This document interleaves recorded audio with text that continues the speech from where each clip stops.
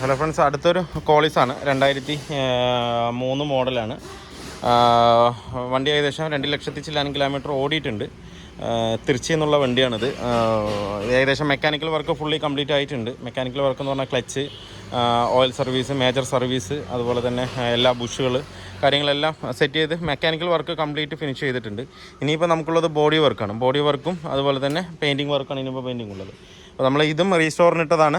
ഇതിൻ്റെ ഏകദേശം work, patch work fully complete ആയിട്ടുണ്ട്. ഇപ്പോൾ സെൻട്രൽ കൺസോളിൻ്റെ വർക്ക് മാത്രമാണ് ഇതിനകത്ത് ബെൻഡിങ് ഉള്ളത്. നമ്മൾ ഇതിനകത്തും ഇനോവയുടെ സെൻട്രൽ കൺസോളും ഇതിനകത്തും സെറ്റ് ചെയ്യുന്നുണ്ട്. പിന്നെ എല്ലാ ലൈറ്റുകളും മാറുന്നുണ്ട്. ലൈറ്റുകൾ ഒറിജിനലല്ല ഇടുന്നത്, സാധാ മതി എന്നാണ് കസ്റ്റമർ പറഞ്ഞിരിക്കുന്നത്. ഒറിജിനലാകുമ്പോൾ നല്ല എക്സ്പെൻസ് ആവുന്നുണ്ട്. അപ്പോൾ അത് നോർമൽ തന്നെ ഇട്ട് കൊടുക്കാനാണ്. അതുപോലെ തന്നെ പാച്ചുകൾ എന്ന് പറഞ്ഞു കഴിഞ്ഞാൽ ഏകദേശം ഫുള്ള് പ്ലാറ്റ്ഫോം ഏകദേശം കംപ്ലീറ്റും പാച്ച് ഉണ്ട് ഇതിനകത്ത്. ബോഡി ഈ ഭാഗത്തുണ്ട്, അതുപോലെ തന്നെ ഈ സൈഡും പാച്ച് ഉണ്ട്. പിന്നെ ബോഡിയിൽ ഫോട്ടോ ഗ്ലാസ് വരുന്ന ഈ ഭാഗത്ത് പാച്ച് ഉണ്ട്. ഡോറിൻ്റെ അപ്പർ, താഴെ ഒക്കെ ചെറിയ ചെറിയ ഹോള് വന്നിട്ട് നമ്മൾ നോക്കാതെ അങ്ങനെ ഓടിയിട്ടാണ് ഇത്രത്തോളം പാച്ച് ഇതിനകത്ത് വരുന്നത്. ഈ സൈഡുണ്ട്. ഇതൊക്കെ നമുക്ക് കറക്റ്റ് കമ്പനിയിൽ വരുന്ന അതേ സിറ്റുവേഷനിൽ തന്നെ ആക്കി കൊടുക്കണം. വേണ്ട, ഇതൊക്കെ പാച്ച് തന്നെയാണ്.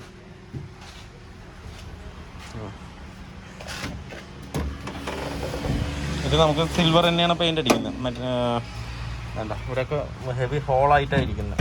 ഇതൊക്കെ നമുക്ക് ഫുള്ളായിട്ട് പേച്ച് ചെയ്ത് എടുത്തിട്ട് വേണം ഇനിയിപ്പോൾ ചെയ്യാനായിട്ട്.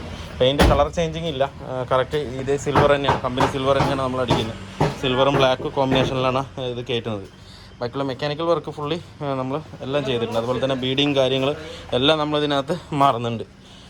ഫിറ്റിങ്സ് കംപ്ലീറ്റും പുതിയ തന്നെ ഇതിനകത്ത് കയറ്റാനാണ് കസ്റ്റമർ പറഞ്ഞിരിക്കുന്നത്. ഇതാണല്ലേ സൈഡ് പാച്ച്.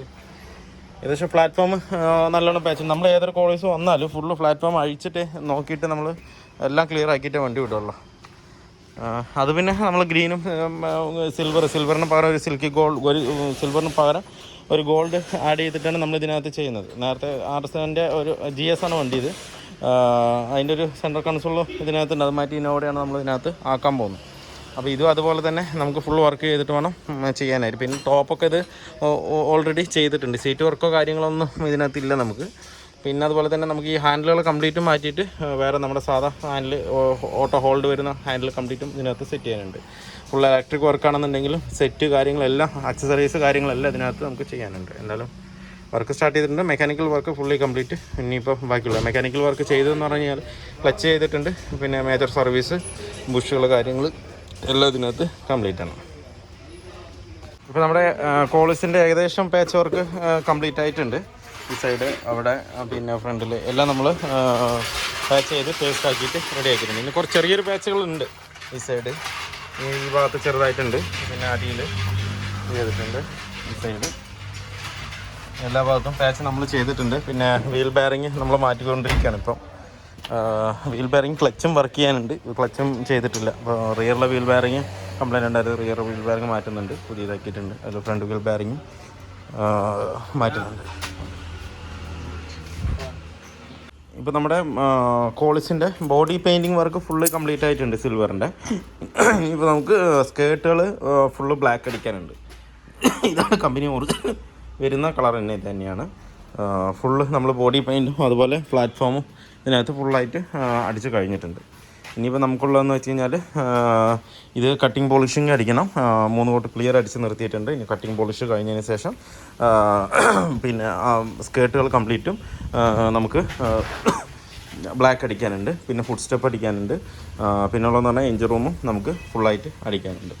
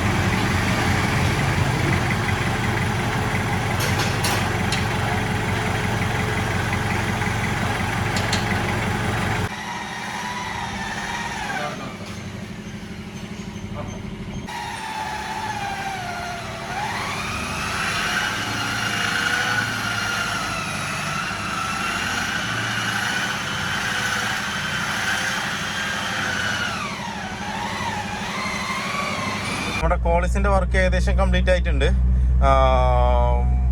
ഔട്ടർ ഞാൻ കാണിച്ചു തരാം. ഇതിപ്പോൾ നമ്മൾ ഓടിച്ച് നോക്കുകയാണ്. നേരത്തെ എന്ന് പറഞ്ഞു കഴിഞ്ഞാൽ കാല് കൊടുത്ത വണ്ടി ഒട്ടും തന്നെ നീങ്ങുകയില്ല, അങ്ങനെ ഒരു 50-60 ആ റേഞ്ചിൽ ഇങ്ങനെ പോയിക്കൊണ്ടിരിക്കില്ല. ഇപ്പോൾ പക്ക പെർഫോമൻസ് ആയിട്ട് നമ്മൾ കാല് കൊടുക്കുന്നതിനനുസരിച്ചുള്ള പുള്ളിങ് ഇതിനകത്ത് നല്ലോണം നമുക്ക് ഫീൽ ചെയ്യാൻ പറ്റുന്നുണ്ട്.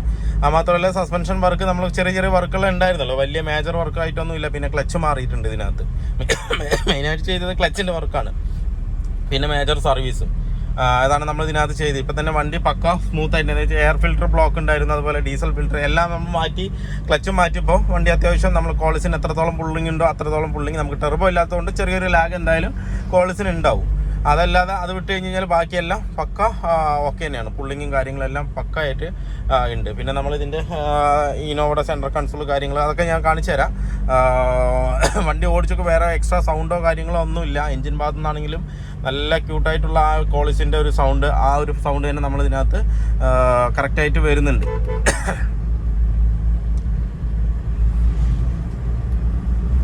ഇനിയിപ്പോൾ കസ്റ്റമർക്ക് നേരത്തെ ഓടിച്ചത് ഇപ്പോൾ ഓടിച്ച് നോക്കുമ്പോഴേ കറക്റ്റായിട്ട് നമുക്ക് ആൾക്ക് അറിയാൻ പറ്റുള്ളൂ. നല്ല വ്യത്യാസം നമുക്ക് അതിനകത്ത് നല്ലോണം ഫീൽ ചെയ്യും. എന്താ വെച്ചാൽ നേരത്തെ എന്ന് പറഞ്ഞാൽ ഇങ്ങനെ കാല് കൊടുത്താലൊന്നും വണ്ടി നീങ്ങുകയില്ല. വണ്ടി നമുക്ക് ഓവർടേക്ക് ചെയ്യാൻ തന്നെ വണ്ടി ബുദ്ധിമുട്ടാണ്. നമ്മൾ ആക്സിലേഷൻ കൊടുത്താലും വണ്ടി ഇങ്ങനെ പതുങ്ങി കയറണോ വേണ്ടയോ എന്ന് പറഞ്ഞിട്ടേ നിൽക്കുകയുള്ളൂ. വണ്ടി ഇല്ലാതെ സ്പീഡ് കയറി പോവില്ല. ഇപ്പം അത് പക്കയായിട്ടുണ്ട്.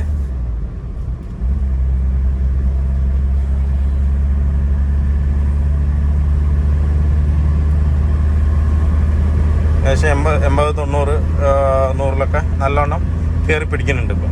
അതുപോലെ വണ്ടിയാണെന്നുണ്ടെങ്കിൽ പക്ക സൈലൻ്റ് ആണ്. നമ്മൾ ഫ്രണ്ടിൽ വീൽ ബെയറിങ് ചെറിയൊരു സൗണ്ട് ഉണ്ടായിരുന്നു, അതൊക്കെ മാറ്റിയിട്ടുണ്ട് ഇതിനകത്ത്.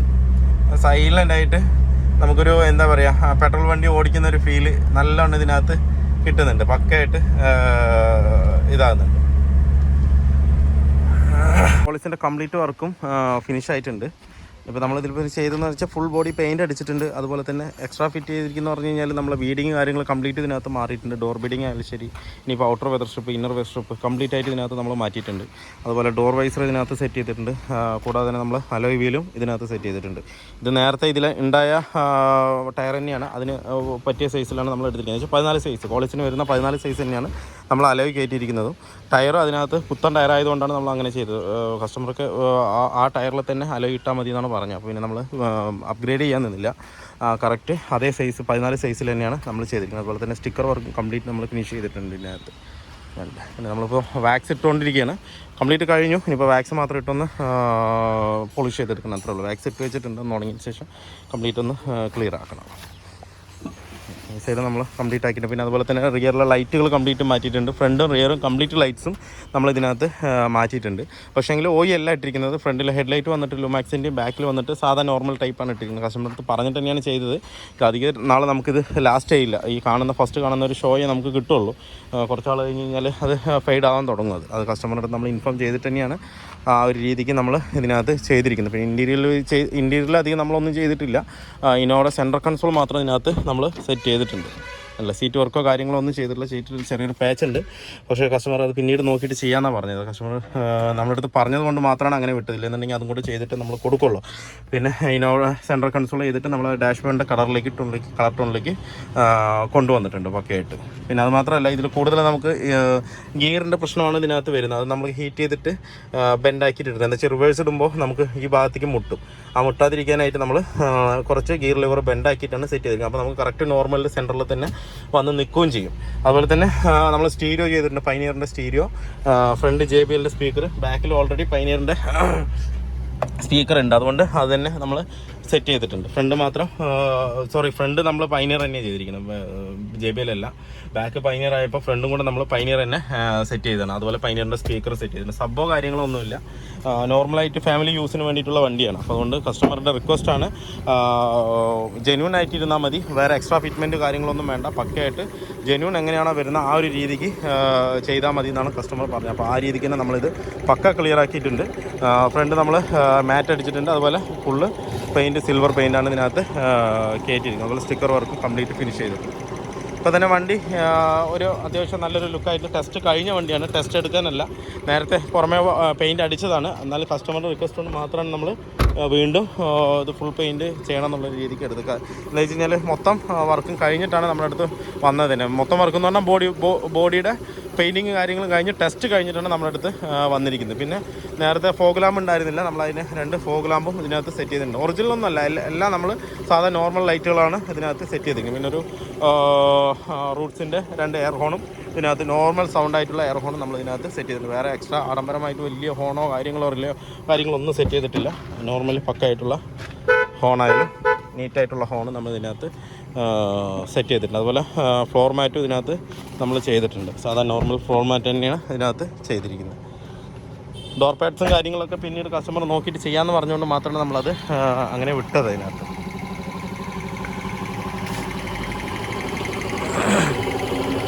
അപ്പോൾ വീഡിയോ എല്ലാവർക്കും ഇഷ്ടമായത് ലൈക്ക് ചെയ്യുക, ഷെയർ ചെയ്യുക, അതുപോലെ തന്നെ സബ്സ്ക്രൈബ് ചെയ്യുക. അതിന് വീഡിയോ കാണുന്നെങ്കിൽ ഒന്ന് സബ്സ്ക്രൈബ് ചെയ്ത് സപ്പോർട്ട് ചെയ്യുക.